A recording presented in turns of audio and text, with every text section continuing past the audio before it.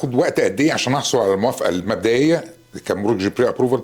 هي طبعا بتاخد وقت مختلف من شخص للتاني، لكن في العادي بتاخد ما بين يوم لغايه اسبوع، وده طبعا على حسب البنك، الجهه اللي بتقدم منها، كمان على حسب مدى جاهزيه اوراقك. لو كل مستنداتك جاهزه، زي مثلا ايه، اثبات الدخل، كشف الحساب البنكي، الكريدت هيستوري، التي 4 بتاعك او النوتس اوف اسسمنت، الموضوع ده ممكن يخلص في يومين تقريبا.